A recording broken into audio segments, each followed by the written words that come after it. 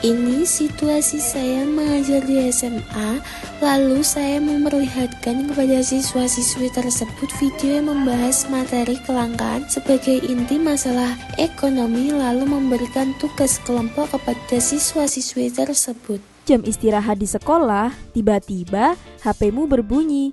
Banyak sekali notifikasi yang masuk. Setelah dicek, ternyata ada yang mengirimi info jika artis favoritmu itu mau menyelenggarakan konser. Cepat-cepat kamu ingin membeli tiket konser tersebut. Namun tiket tersebut hanya tersedia dalam jumlah terbatas dan sudah habis terjual. Yah, sedih banget deh. Padahal kamu sudah memimpikan sejak dulu untuk melihat konser idola sambil teriak-teriak histeris gitu. Untuk menghilangkan kesedihan, kamu berniat untuk jajan di kantin sekolah saja. Ketika melihat harganya, uang yang kamu bawa tidak cukup untuk membeli jajanan yang kamu sukai. Alhasil, kamu hanya membeli sedikit jajanan sekedarnya. Kamu tahu nggak? Jika semua keadaan yang kamu alami ini merupakan sebuah konsep yang dinamakan kelangkaan.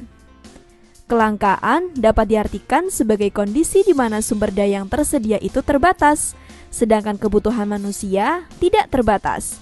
Berbanding terbalik kan? Nah, kondisi kelangkaan ini dapat terjadi pada sumber daya manusia, sumber daya modal, sumber daya alam, dan sumber daya wirausaha. Kok bisa ya? Untuk lebih jelasnya, yuk ikuti aku. Kamu lihat di perusahaan itu, mereka sedang kekurangan tenaga kerja. Karena perusahaan membutuhkan tenaga kerja yang ahli di bidang tersebut, tetapi tidak banyak ahli di bidang itu. Inilah yang dinamakan kelangkaan sumber daya manusia di perusahaan Dan meningkatkan jumlah tenaga kerja untuk memproduksi lebih banyak produk. Namun, modal yang dimiliki perusahaan tidak mencukupi untuk membeli semua mesin yang dibutuhkan dan membayar gaji untuk seluruh tenaga kerja yang dibutuhkan.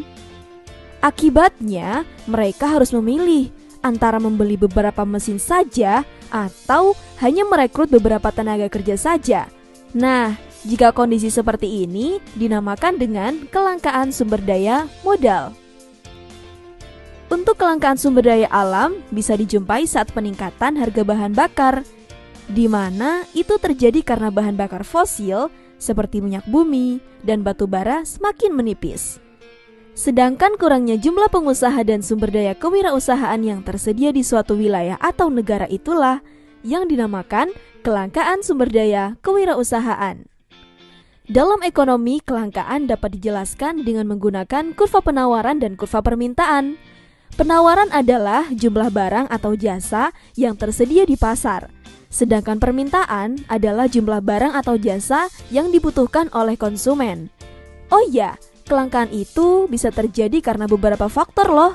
Ada yang karena permintaan yang tinggi. Jika permintaan terus meningkat, tanpa diimbangi dengan peningkatan produksi, barang atau jasa tersebut bisa mengalami kelangkaan.